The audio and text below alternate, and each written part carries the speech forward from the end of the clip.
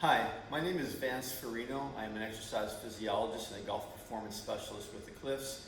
Today we're going to discuss the role of hand strength and how we can develop it and why it's really important. Hand strength has been associated actually with longevity. They find people with strong hands will live longer than people who do not when they're using simple grip tests. Now that's in large part because people who are active tend to use their hands more, whether they're shoveling to garden, lifting, pushing, and pulling, and the hands will strengthen as part of the whole system. So it's not about just having hand springs and being able to squeeze a handspring while I'm sitting back eating a bag of potato chips and drinking some soda. So we're going to take a look at how we can develop hand strength. We're going to tie it into the first part is just going to be called gross hand strength. What I'm going to do to grip something, how are different things I can do in the gym, and then slowly we're going to work our way out from there into a little bit more isolation. We're going to work through wrist motions and then through the intrinsic hand motions. But we're going to first start with some of the bigger lift type of things to help strengthen these hands. We're going to first start by using something we call a dead hang. And a dead hang is just grabbing onto, in this case we're going to use pull-up bars, but something I can just let my body weight. I'm going to grip something, I'm going to hang my entire body weight.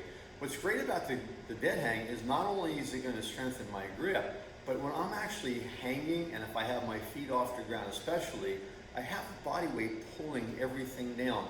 And it opens all of this fascia and connective tissue through my whole trunk, through my shoulders. I get decompression through my spine. It's actually a wonderful way to start the day in the morning, just to be able to do a modified version of this. So I'm going to set myself up. I'm going to show you the dead hang with complete hang and how I try to do that. And then we'll show you how to modify it by putting your feet up on the bench to just remove some of the body weight if you don't have enough strength in your hands to hold yourself. Now, ideally, in that perfect world, we would love to see everybody have enough hand strength that they can hang and hold their body weight completely off the ground. Now, again, exactly for how long it will vary, but even up to a minute if somebody can develop that kind of strength. And it is possible. It just needs, like anything else, taking the time to do these things. In this portion, I'm just going to take my full body weight and just hang. Now, for those who don't have the hand strength to do this, you could just put your feet up onto the bench and offload your body weight by just putting your feet up and just hanging part of your body weight through your arms.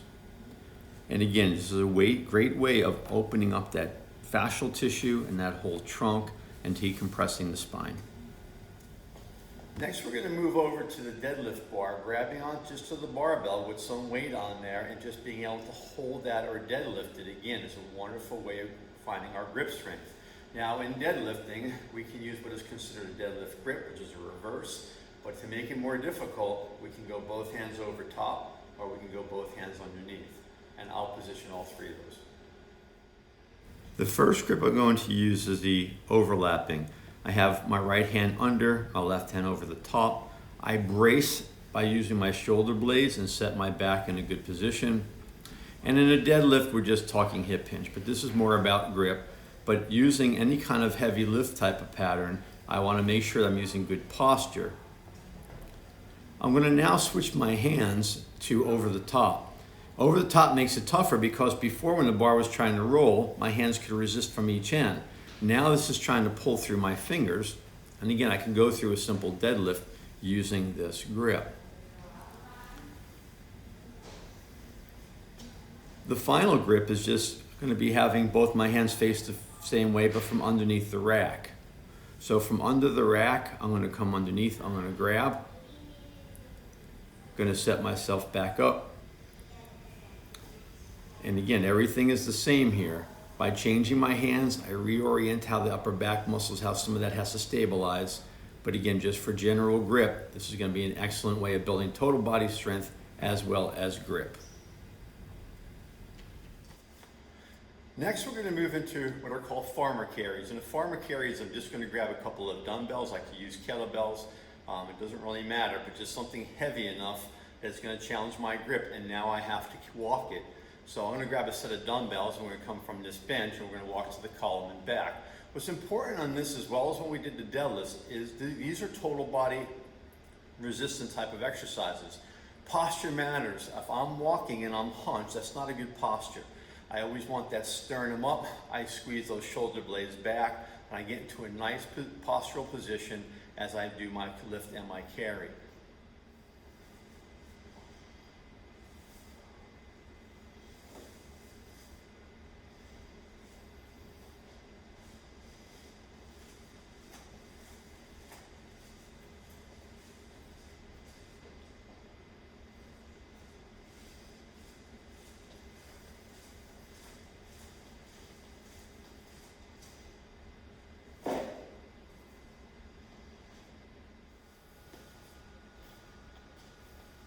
Next, we're going to set up on the cable system.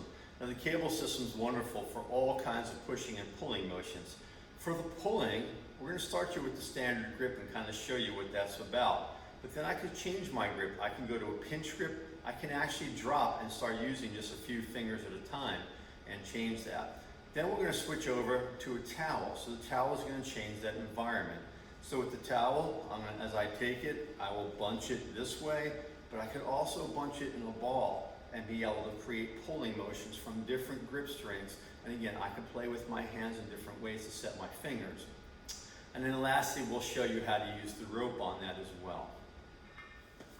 So the first, I'm just going to use a full grip. And obviously this would be using a heavier load. But if I want to try to challenge my fingers, I can bring it just down to my fingertips. Of course, a lighter load would be needed. And I can pull. Now I could actually move down to using just a couple of digits, maybe 3 fingers down to 2, or I could actually work individual fingers by just using 1 at a time. And again, you're going to need fairly lightweight if you were to do this. And just pull through. So next I'm going to transition to a pinch grip. Now with the pinch grip, I'm going to give that a nice pull. And again, I'm playing with different angles to pull from with my hand turned over top, side, or down. Okay, now we got the towel.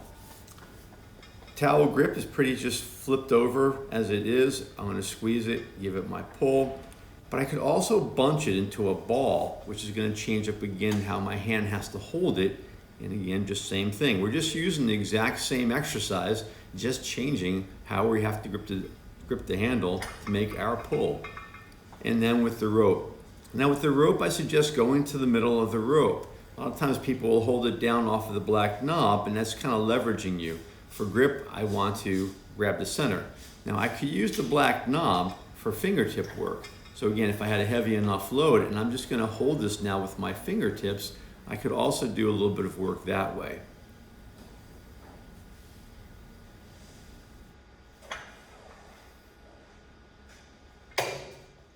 Next, we're going to take a look at isolating out wrist motion. The wrist has the ability to what we say is to flex. It has the ability to extend. It has the ability to supinate and to pronate. And it also has the ability to radial deviate or ulnar deviate. We're going to take a look at using dumbbells and a specific tool to help create isolation within these muscles. Again, we're moving from the big gross motor skill stuff that uses a strong grip just to train the whole body. Now we're going to start moving into the wrist, and then we're going to finish out with just some hands. I'm going to start with wrist flexion. My forearms flat on the bench, roll to my fingertips, and I bring it all the way up. Back to my fingertips, open them up, squeeze the hand, roll it back to the top. Okay, next we're going to flip this over. I'm going to keep my forearm down to my fingertips, and now I'm working through the extensors. I bring that all the way down and all the way up. Now we're going to switch over to pronating and supinating. We're going to use this particular tool. A large hammer could work as well. Elbows at 90, and I'm just going to turn it over. I supinate it, and then I pronate it. I supinate it, and then I pronate. Next, we're going to move into radial deviation. Radius is on the thumb side. I keep the wrist flat, and I just flick it back up and down that way.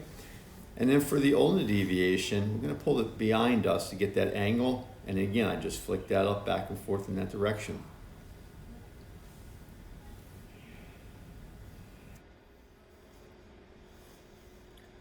Lastly, we're going to take a look at working within the intrinsic hand musculature, everything that works through these fingers and through the palm and so forth. And we're going to just use a couple devices for that. just piece of clay to start, or I'm going to take this and I'm going to grab. Now obviously in working through the hands and the fingers, the forearm musculature is definitely involved, but it's involved differently than if I'm flexing, extending. I'm just going to come in here and I'm just going to give it a good squeeze, and I'm going to squeeze through. Then I can work individual fingers into it as well. I could take my thumb, drive my thumb through it, and I even like taking this almost like it's like a snapping of your finger, and I'm just going to try to meld the putty that way, just really pushing through all that.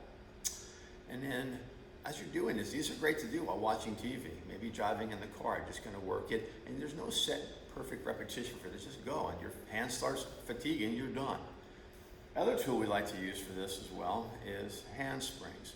Now the hand springs have 4 pads on them. All the different colors have different tensions. I think I mentioned that the putty, all different colors, they can be very easy to very dense. So similar with this. So here I can go just drive my fingers into that position and just work through it. I can work individually on these pads as well.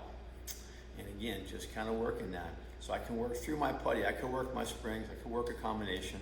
Really no right or wrong, just mix it up. So as we're taking everything, on days you're in the gym and you're going to be doing any kind of total body weight training, the carries that we showed you, some of the deadlifts, even the dead hangs, cables where you're going to grab more gross motor grip, pulling through the whole system. Then you could do a little bit of individual work through the wrist in the ways that we showed you. And then of course we can finish up and you could use these for just simple hand things. The first ones we mentioned, probably easier to do in the gym. These are very easy to do at home or in the car. Again, we thank you so much for watching these. We thank you for any comments and any input that you may have for new ideas for videos, as well as what we could do to make these actual videos better. We thank you so much for your time. Again, my name is Vance Farino. You can find my contact information at the Cliffs website under the Mountain Park Wellness address. Thank you so much.